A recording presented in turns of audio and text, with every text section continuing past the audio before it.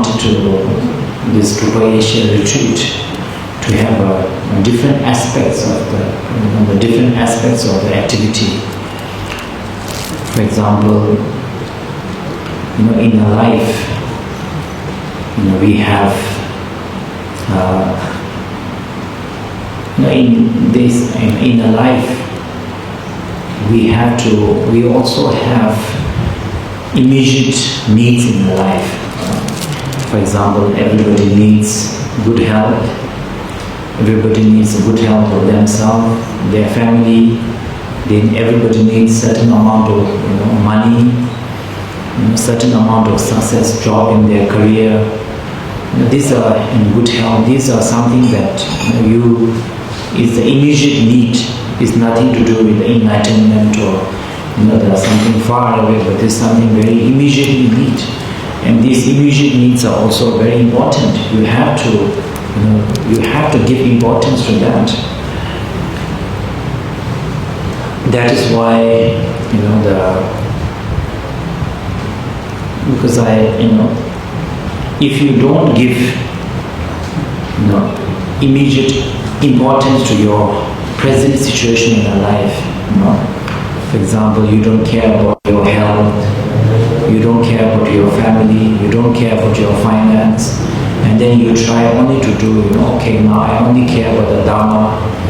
But if you are going to think only about next life and Dharma, but in your day-to-day life you are going through very difficult things in the life. If you don't solve that, it will be very difficult for you to practice the Dharma or think about enlightenment, and next life will be very, very difficult. So that is why the first day of the puja, for example, today the Gyalwang puja is Tara practice. Of course, Tara can practice for many things, for enlightenment, but this day, today's puja practices is mainly, dedicated to receiving the Tara's blessings or aspects which are more to do with the removing obstacle, purifying negative karma, financial success, good health, etc. This is the more focus of today, the first day's the event practices. Amitabha Buddha initiation, Amitabha Changwa, because it is very true that we also have immediate needs, but it's also true that no matter how much good health we have, nobody can live forever. How much money we have, we can't take it with us. All the gold and money, wealth in the world. Till now, how many richest men in the world, emperors, they have left behind their family, their house, their money, even their very body behind. So one day we will have to go through that, the destination, that journey. So whether it is to prepare ourselves, whether it is to do prayer for the ones we have lost, is also a very aspect of our life. That is why tomorrow we are doing Amitabha Buddha initiation, and Amitabha Buddha Changwa is for that purpose. Và ngày mai thì chúng ta sẽ có chương trình là khoản đại năng Đức Phật A Di Đà và có lễ cầu siêu trần qua.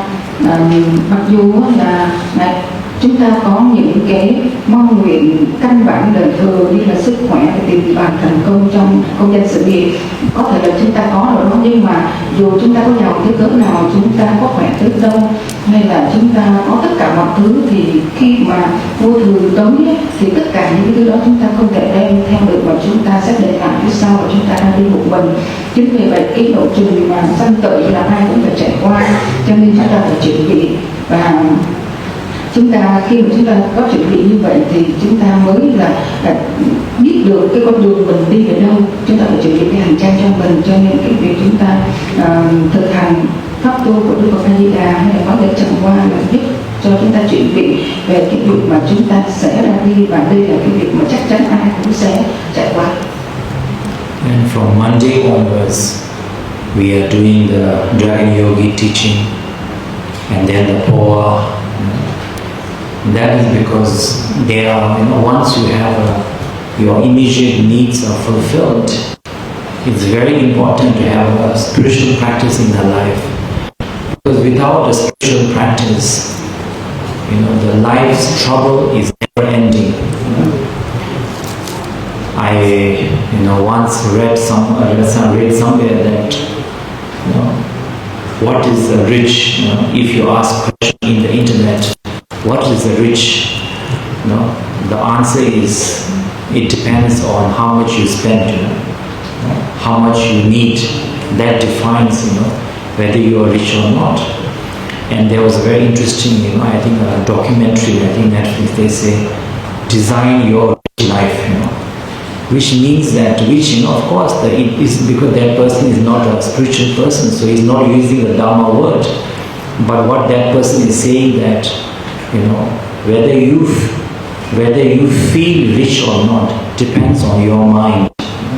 There is no one single standard that says, oh, now you are rich, and everybody agree. No, is to somebody to have a nice home, enough food, one car, take care. If you are content, you are very rich. To some, even if you have 3 cars, millions of dollars, but you what you want, what you are comparing yourself is to, people who have maybe 10 cars, 10 billions of dollars. You always feel poor. And sometimes we stay up in the Himalaya mountain. We have a small hut, 3 meals a day, and we feel we are the richest person in the world. So it is all, it's an end. If we don't understand that, the problem is that we will always be feeling dissatisfied. We'll always be, chasing something that is within us, and we are looking for outside, and whole life we'll be chasing. So we don't understand we have a lot of confusion in life, right? And if you look from the internet and the social media, it's even more confusing. Many people believe in this way, many people believe in that way. Some people say men are good, some people say women are good, some people say this way of lifestyle is good, that, But in reality, whatever the lifestyle you think is good or bad is our manifestation of our concept in our mind. Is not a reality that exists outside. So if you don't understand that, then the way we look at money, the way we look at fame, status, relationship, everything, happiness, suffering, everything is very much external. And we will, I think, even if our whole life we chase it, we will never reach it. In the Mahayana, we say that there are 3, stages of the Buddhist development. The first stage is like a king, like a prince. The prince will say that, first I want to become a king. I want to be rich. I want to be powerful. All the power I want. And then once I have become the king, then I will look after my country, my people, take care of them, everybody, make sure they are okay. Right? Similarly, that in a view also, if you have to look at yourself, if you are already great level bodhisattva, then no problem. But otherwise, I think we also have to, while benefiting others and thinking self, we also have to look after yourself, look after your health, look after your family. It's important. If not, what will happen if you are not at the higher level of bodhisattva motivation? But then and you pretend to care for everybody else, but not for yourself. Even though your bodhicitta is not very strong, then one day we will end up in trouble. Maybe you are someone who give house to everybody, but you forget to make your own house. Suddenly you are the homeless one. Right? You are giving so much money to everybody, but you don't save enough for yourself, your family. You don't take care, and then one day you regret. One day you will say, "Oh, I gave so much donation to this temple, this charity. Now I don't like them anymore. They don't thank me. They don't, or whatever." You will have the resentment, and when you have the resentment, all the good deed we have done, good karma also reduces. We feel unhappy, So that is why, even when you are being generous, helping others, it's important. You have to also help yourself, your family, take care, and then help others too. This is that depends on your level. So most of us are bodhicitta or first level. So that is why even in the practice also doing something like a Gyalwang Dokhampa for our own and everybody sentient, all the sentient beings together, good health, success, and I think it's important. Everybody, if you are going through a lot of difficulty in our life, to think about the Dharma enlightenment will be the furthest thing in our mind. Teaching, not only Vajrayana. Vajrayana, of course, we have many different puja for bringing luck, puja for bringing good health. I haven't done it, but there is a puja I have for husband and wife to stay together, forever also. If they are about to divorce, there's a puja, do, and then they stay together. There are many pujas like that, Vajrayana, and for bringing good health, good love, the authority. If you are going to become a king, then there is a puja that gives increase your authority. There are many skillful methods Vajrayana, but not only Vajrayana, even in Mahayana also the same. If you read the Mahayana Sutra, when some of the Indian god is about to lose his throat, and Buddha said, okay, you do this sutra, you recite this, do this, then okay, your life will increase. Even eating also, Buddha said very clearly, I think you should eat. When you eat the food should not be so that you become fat or strong. Food should be like a medicine. This and now the modern science, whatever, they are saying the same thing. Food is medicine. And Buddha said 2,500 years ago. Now the people, they say it differently. They say don't eat packaged food, don't eat this food, that food. But Buddha already said food is like a medicine. And if it's a medicine, for example, nobody goes to the pharmacy and just buy whatever and eat everything. They will ask the doctor what is good, what. Similarly, Buddha said food is like a medicine. Eat enough and keep some space in the stomach. Buddha already talked about, I think, and Buddha is, I think, the first to do intermittent fasting, because 1 meal a day. So Buddha is the first intermittent, I think, the Buddhist monks, or at least no dinner for sure. So the Buddha talked about the importance of the taking care of your present need, how you eat, your health, everything. That also has impact on our mental well-being, spiritual practice, etc. So anyway, coming back to this, so in the Bodhisattva level, we say the first is like a prince who say, after I become king, then I will help all sentient beings. That is the first level. Then when your bodhicitta, your compassion, your selflessness becomes stronger and stronger, then the second level is like bodhisattva, like a boatsman.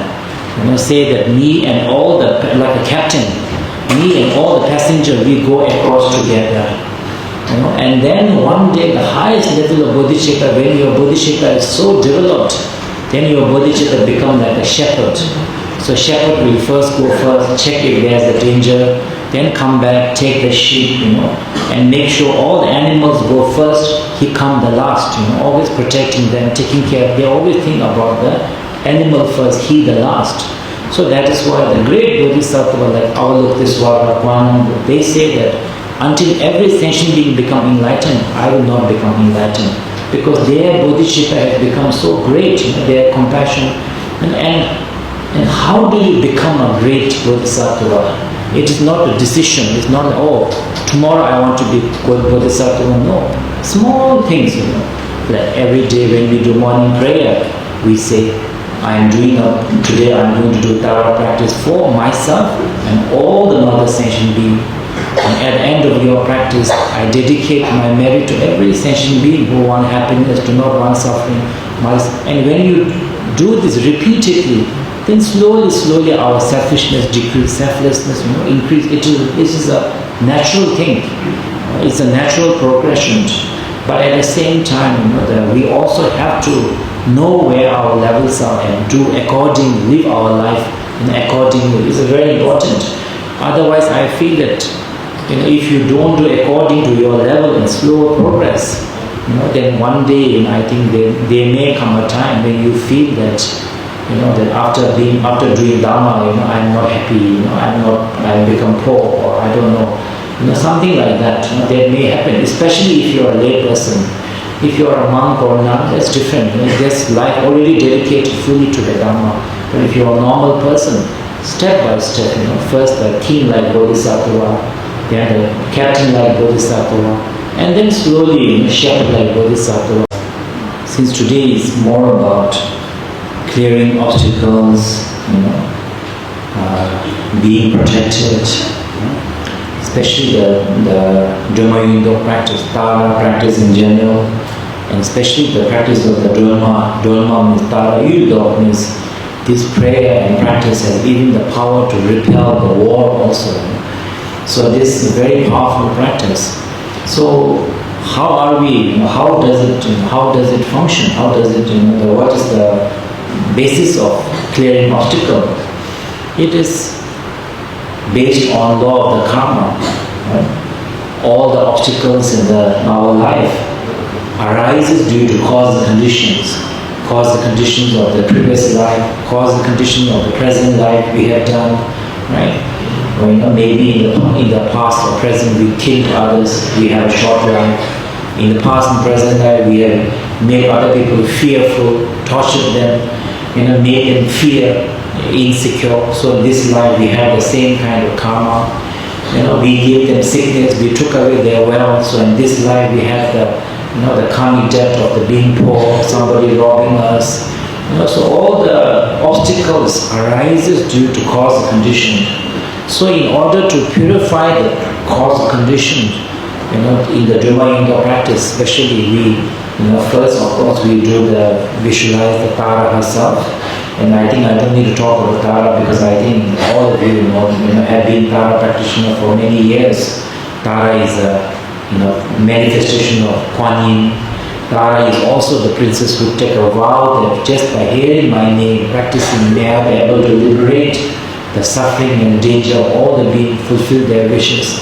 So she herself accumulated so much of merit and wisdom that she herself become like a wish fulfilling. If we can put a little bit of effort of our karma of remembering her, reciting her name, our karma, that's our karma. If we can create these conditions. And then the second part is, you see that in the Tara we make a house, the Tara's palace, and then there's a figurine, man and woman representing us, and then we visualize that whatever negative karma I have done, I probably did it because of my desire, because I wanted meat or money, I killed, I cheated, I lied, because I wanted something, because of material desire. So that is why even this time when I want to purify negative karma, I visualize that this figurine represents my body for which I am very attached. Because I am attached to my body desires clothes, whatever, that's why I accumulate negative karma. So today I am giving away the figurine that represents my body and my desire, my wealth, so we have tradition of putting small car in the past, horse, dogs, etc. These are the human material wealth. I am visualizing giving it away to all the sentient beings, especially to those whom I have harmed in the past life. And then when you do it with the blessing of the Tara, visualization, if possible, some understanding of the emptiness, everything arising from the emptiness, inseparable emptiness. These others, the negative spirits being, they actually receive it, they see it, because everything is a cause conditional. So they are able to receive it, and that that purifies our karmic debt, and then that's why this Dharma Yindok is a very, very powerful practice. People who do it, sometimes they get, if they have a certain epilepsy problem, after they do it, they don't. If you have been black magic also, after you do the Dharma Yindok, you are free from the black magic. You have a sleeping problem, you have difficulty in life, some obstacle. Many people after the Dharma Yindok, they say that there are many, many amazing things happening. One of the things our Lama, our resident Lama, Sunan Lama here, he told me that 2 or 3 years ago we did 3 days of Dharma Yindok here. And he told me that, he really believes in Dharma Yindok. I said, why? And he said, before Dharma Yindok, he said, so many rats in the temple. After the Dharma Yindok, all the rats disappeared. There's not a single rat he couldn't find. Before there were so many rats. Sorry? You said that so many rats. Rat, mouse. Mouth, eat things. So he said after 3 days, he really believed in the Thara and Domain, he told me. He told me only last year. I said, oh really? Of course, the law of the karma, the prayers of the Buddhas and Bodhisattvas, how many eons they accumulated and everything. Of course, there is a lot of blessing. So I thought very happy. I felt very good. That means everybody who came to these practices, they may realize it or they may not realize it, but they may or may not, right? Usually people don't count the blessings, only the obstacles. Difficulty we count, good things we don't count. Good thing I did it, bad thing is somebody else, right? But anyway, that means everybody received, so many blessings in one way or another. I felt very happy. So this is one of the reasons why we are doing Dharma today. Ngày hôm nay chúng ta sẽ thực hành môn lễ Troma Dung Đúc. Thì Ngài giải thích về cái ý nghĩa của chữ Troma Dung Đúc. Chữ Troma có nghĩa là Thara, còn Dung Đúc có nghĩa là khịt trừ chướng ngại hay là tiêu trừ. Tất cả. I thought, no, it's very auspicious. It's very auspicious because today is the first time I really offered the water bowl to the Buddha. Because till now, I was never really offering, because real meaning of offering is not about this object, going to Buddha and Buddha say, okay, now this is mine, and taking away. The real meaning of offering is to destroy or let go of the concept that things are truly existing. That's why we always say all the phenomena is empty. Empty yet appearing empty, all this is. So when you understand that non-existing nature, until that cup broke, I always thought, I'm offering the Buddha in such a beautiful small tea set, with the koi fish inside, very beautiful. So we never really let go. But the day that it broke, we no longer have a concept that there's something beautiful ball with a concept. Is the day I think we really offer to the Buddha. Right? So the real meaning of offering is not about object passing to another, but letting go of the concept that things have an inherent reality, not conditional, not union or empty appearance. That is the real offering. And why am I speaking this today? Because even in the clearing obstacle, there are two levels according to our level. When we are beginner level, way of clearing obstacle is purify the negative karma, accumulate the merit, do the puja, etc. That is the one way, and that we have to do. But a more kind of the genuine practitioner level is to understand that even the obstacles and the difficulties are not inherently existing. They are like a rainbow. There yet not there. Right? You lose the job, you are very upset. But when you really had the job, you are not really happy too. You lost something. When you had it, you are not that happy. This is a very, it's a very kind of the circumstantial, conditional.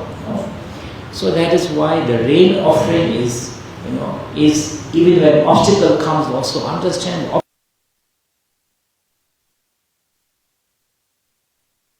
Success is also like that. Failure is also like that. That kind of understanding is the real yogi way of clearing obstacle.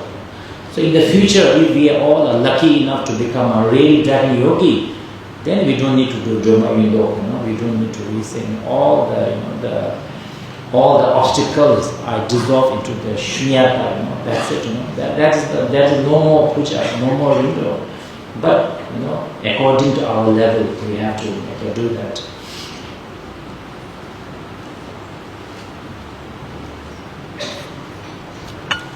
The so-called God or good is also your mind. So-called negative spirit is also your mind.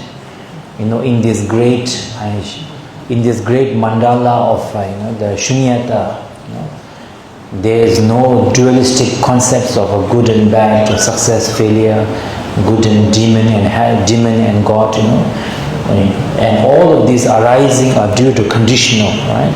When the mud and the designer, all this comes together, so-called beautiful ball is there, which I am very attached. which now broke, and now I offer rail offering, right? So when it appears, also is appearing due to cause the condition, is not ultimate reality, right?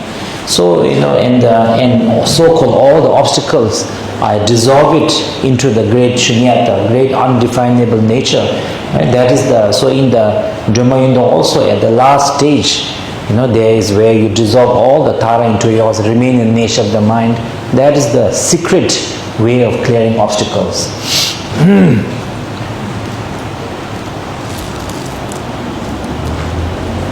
And realizing the non-existing yet appearing nature of the phenomena, or union, non-existing nature of the phenomena. This is actually the essence of all the Buddha's teaching. When we say respect the law of the karma, tame your mind, and that is the entire teaching of Buddha Dhamma is in there. All the three yana is in there. When we are talking about emptiness, union, we are talking about taming the mind, basically, or recognizing the mind. So now I thought today we will do a short, we'll give an oral transmission of the Tara in case there are some newcomers who have not yet received the oral transmission. And then when we are doing, the monks are doing the longer Tara chanting, you can either do the 21 Tara repeatedly, so that you are also part of this practice. You are also joining. You are not just asking the monks and nuns to do prayer for you, but you yourself are also engaged in the part of purifying the negative karma, accumulating the positive karma, and taming your mind. You engage in this. You will also be engaged in the practice. First is refuge in bodhicitta. So I take myself and all sentient beings take refuge in Buddha, Dhamma, Sangha, Guru Daka Dakini, from the immediate difficulty of my health, my difficulty, sickness, whatever, the present day life, as well as the ultimately in next life, and ultimately until the liberate refuge from samsara itself. Then after that is I want to develop the bodhicitta heart, so that maybe right now I can't do it, but at least from my heart I make an aspiration that I want to become enlightened and liberate all the sentient being, from so that is and then I'll practice accordingly. So refuge in bodhicitta. And then after that is when you read the word is, I think the first sentence is about inviting the Tara.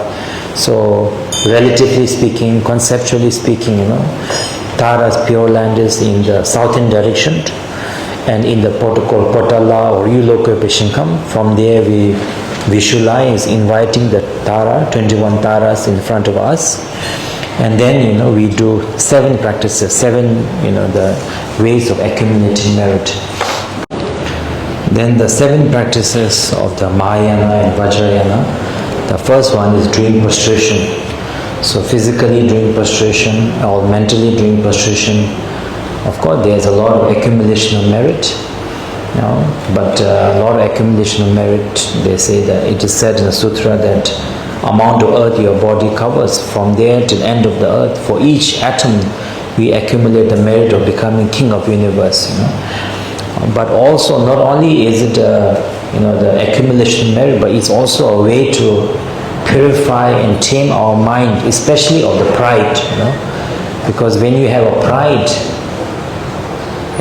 confidence is very important. But if your confidence is based on the thinking that I'm very confident because I'm better than him or her, that means your confidence is based on others. So if there's someone who is better than you, or maybe in the future, then your confidence will go, because your confidence is based on the pride. But if your confidence is based on the humility, that I am neither greater than anybody nor worse than anybody. Great and worse is a conceptual rather than a reality. I don't need to compare. I am happy with what I am. I don't need to compare myself. So then the humility is there. So the prostration is the antidote to the pride. Then next is the offering, making offering. So offering is of course like accumulating merit is also there. By offering flower you become beautiful. By saying nice things you hear pleasant news to yourself. By not harsh, pleasant speech, so etc. Offering music, offering etc. But the real, the essence of offering is to let go of the attachment. Attachment to not only to the object, but attachment to the idea that all phenomena and objects are inherently existing and real and true, and what you think, what you believe, your views, physical objects are ultimately real, not conditional real, but inherently existing. Like the cup of that ball offering is, to let go of that, let go of the attachment is the essence of making offering. And then the purifying the negative karma is the third. And purifying negative karma is important because if you don't want suffering, either we have to purify the negative karma or we have to go through it. There's no other way. But in a deeper level, I think purifying negative karma is also to remind us of, that, we may make mistakes, but that is not who we are. Everybody has the Buddha nature, but we make mistakes. But we can always, discover our own Buddha nature, And then I think after that is the rejoicing, and rejoicing is antidote to the jealousy, right? Instead of feeling every time have to feel unhappy because somebody is doing better than you, you just feel rejoice in everybody's success and appreciate what you have too.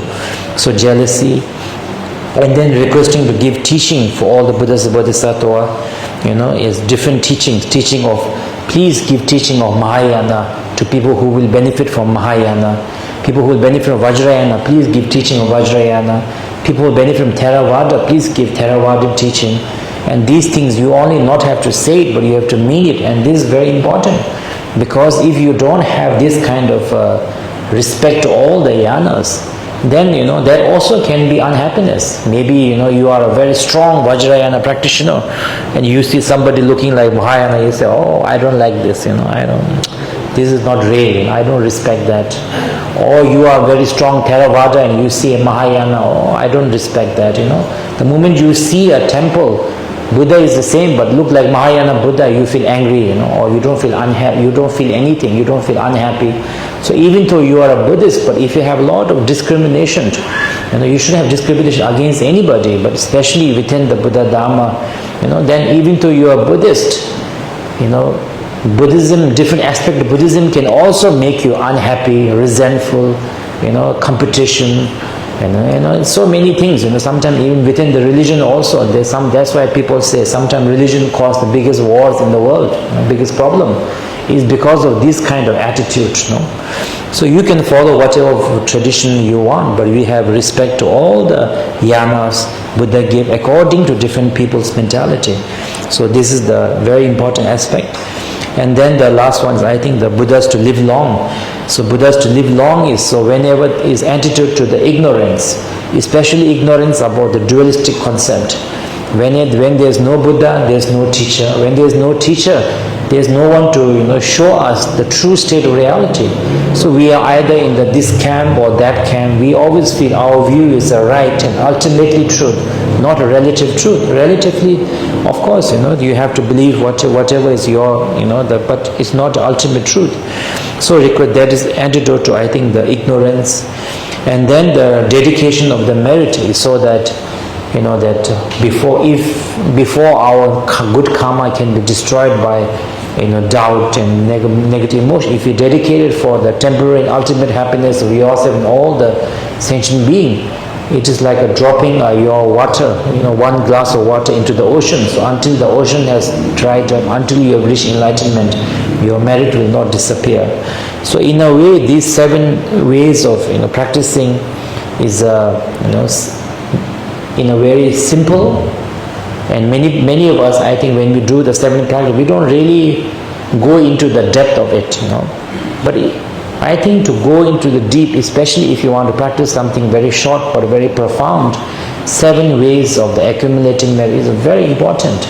Because right now, if you look at our life, if you're unhappy, it's behind the unhappiness, there is always one of the afflicted emotions.